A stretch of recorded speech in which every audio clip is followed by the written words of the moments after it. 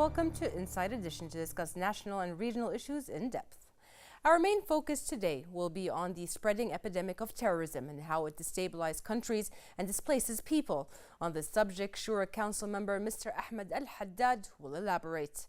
We will also review regional efforts to eliminate terrorism and deal with its repercussions. More in this report. Terrorism is an epidemic potentially taking the world under its folds of brutality and violence. An act of terror is defined as the use of violence, force and power over others in order to achieve one set of political, religious and economic objectives, and it has caused much chaos and anarchy in the society. It inculcates fear and terror in the mind of individual and as a result sprouts more terror out of the society.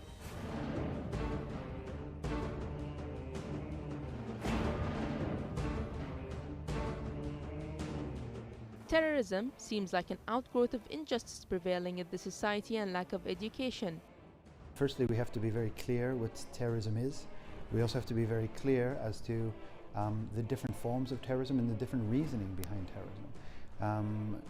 I think what we're facing now, and especially that's of concern in the Middle East and Europe, is the rise of extremist ideologies.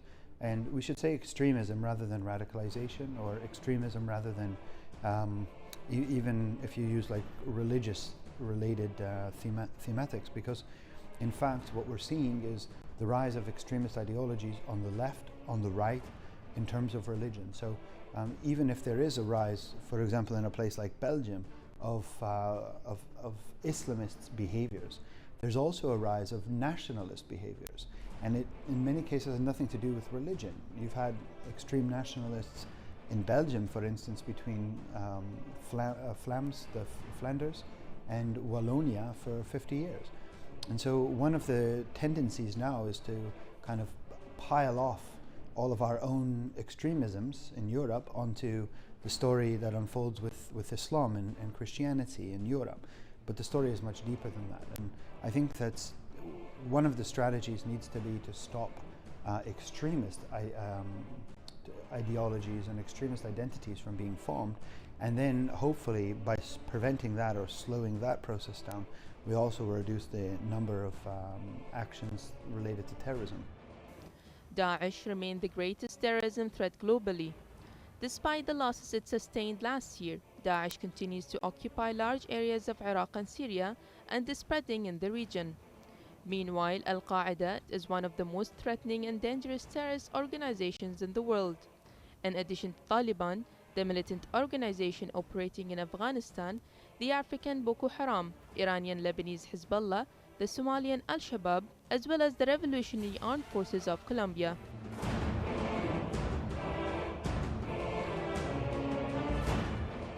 On one hand, it's a reflection of desperation.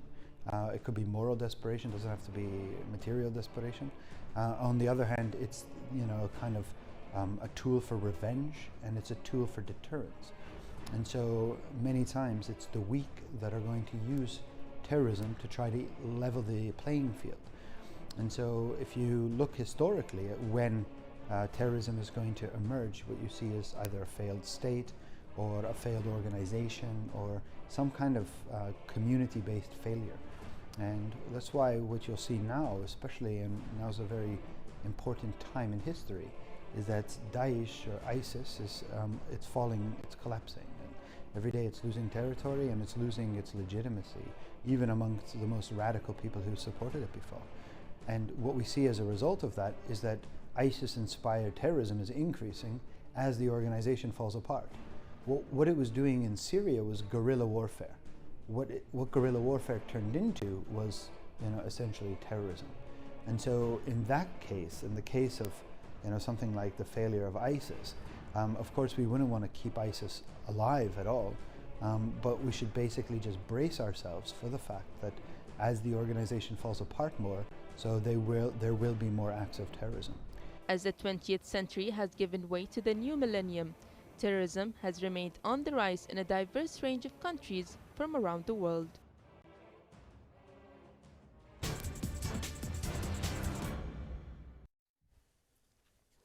Welcome back. Joining us in the studio is Mr. Ahmed Al-Hadad, who is a member of the Bahrain Shura Council, as well as the chairman of the Human Rights Committee at the Council, and also you are the member of the Trustees Board of Bahrain Institute for Political Development. Welcome to the show.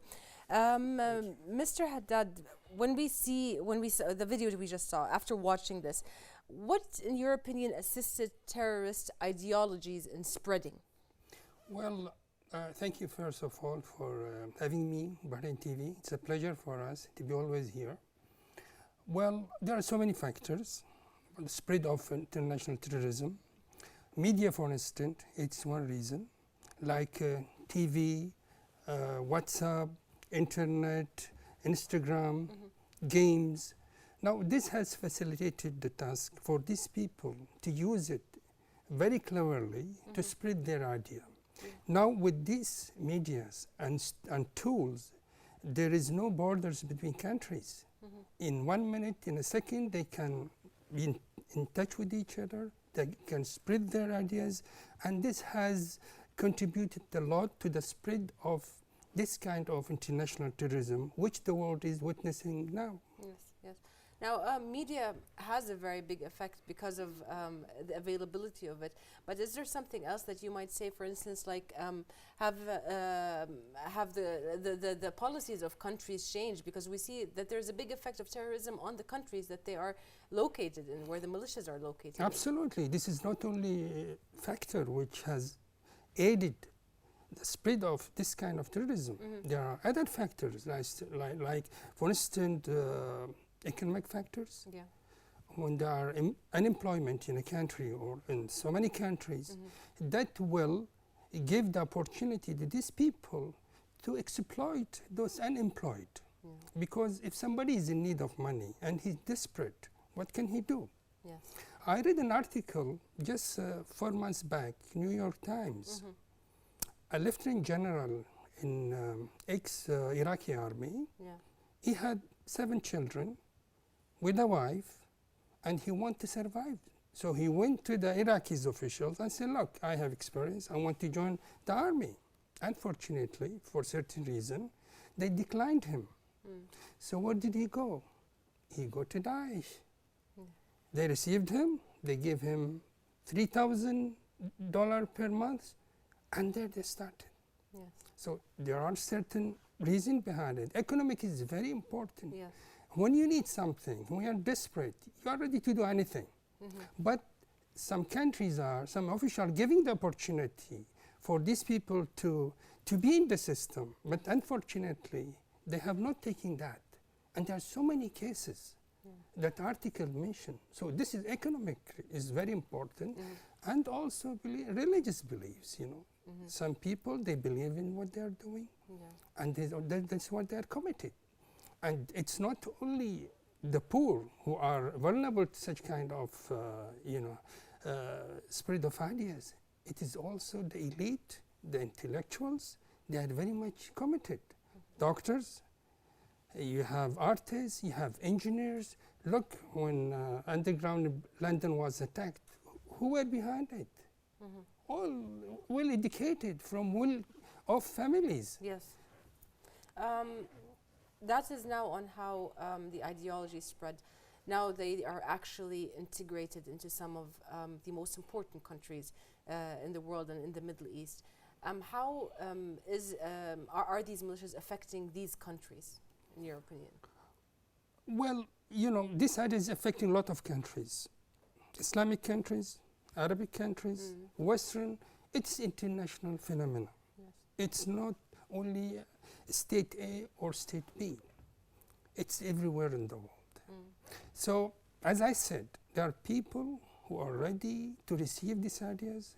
They are well educated, they are illiterate, they can exploit them, but they are ready to see, and they have the means. As I said, the media, they have the economic resources, they have the finance, they have the money, and there are so many entities in the world who can help. Look, subcontinent, Indian subcontinent, a lot of them come from there. And they are well off, educated, engineers, doctors, Yes. And why they're committed? Because they believe what they are doing. Yes. Now they're coming from ex-Soviet Unions. Yes. So many of them. All right. Well, this, when you are convinced what you are doing, they're ready to do anything. Yes. When they put bomb on their body Mm-hmm. and they go and kill innocent people, Yes. they are convinced but what is our role? How to prevent such kind of things? This is very important. We have to have a clear plan, clear message, clear policy. Not only the governments. The governments, they can have a role to play. Yes. But we as the people, we should start from the family. As a society as well. Absolutely. Yeah. The family has very important role here to play. Schools, Yes. like mosque, Yeah. we have modern clerks. Well, let's talk about that point. I mean, we know that there is a problem, and before we reach to the point where how are we going to help solve this problem? How does terrorism affect a society, not a country, like a specific society? Well, look, when you have terrorist acts, the society has no safety at all. That means he lives in a constant danger. Yes. If I am at home and I feel that I am insecure when I go out, I will never go out. When you see bombs thrown all over, you don't feel safe anymore. And this is also a psychological problem. And if you have that problem, insecurity, it affects the whole family, it affects the economic welfare of the family, it affects the growth of the country economically, and you lose everything. If I feel that tomorrow I'll go on the road and I don't feel safe, I should be stuck in the house. And the family also, and everybody in the society. Yes. So what I want to say is this, security is very important for each and everybody. Yes. Once you lose that, you lose everything. Yeah. You don't feel safe in your own home. Even Absolutely, sometimes at some absolutely. point. Look, you go to the airports now. Yes. Before, in the 70s, 60s, it takes you 15 minutes to get direct, and you are allowed to go direct to the airplane. Now, it takes you 4 hours. You have so many things. You feel fed up, but we don't feel angry. Yeah. Because ultimately, It's necessary. it is our security which is involved. And these people, we should appreciate what they're doing. True. They're doing for us to protect us and not to have, being killed for a reason or another. True.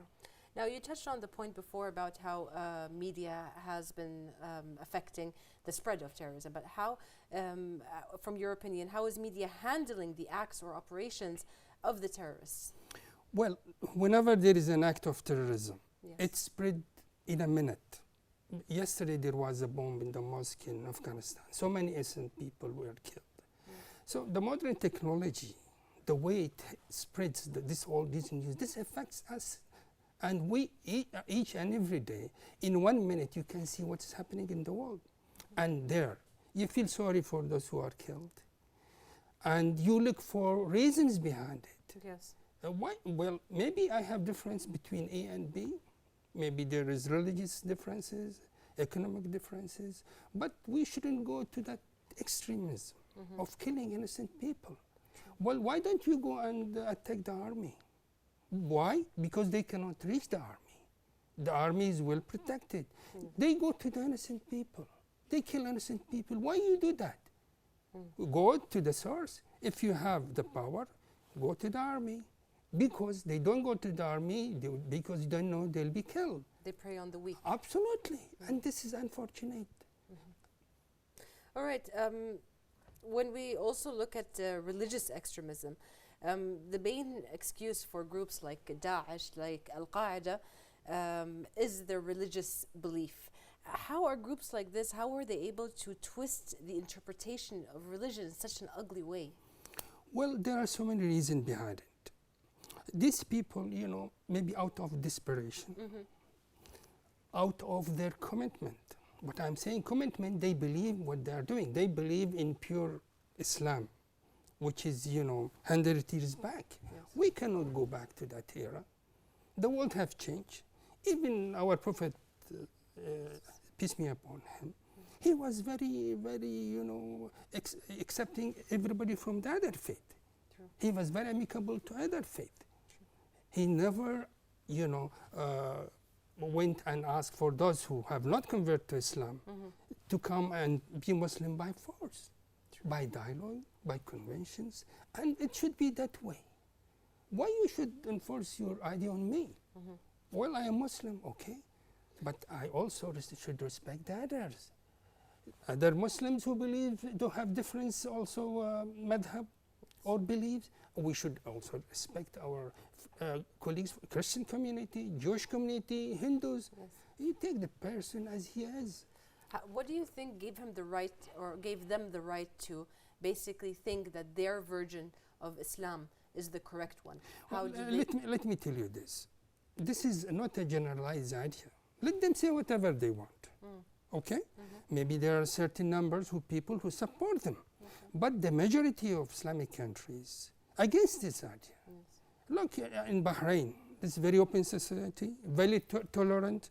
His Majesty the King, the Prime Minister, the Crown Prince, and all the state high officials in the country, they always said that this is tolerant Islam. It's not this type of Islam. Yes. Well, there are certain section of people who follow this ideology, but the majority of Islamic countries, they are against it.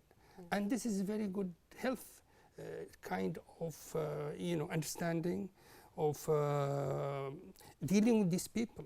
Because if the majority is against them, well, I saw this on TV, what this gentleman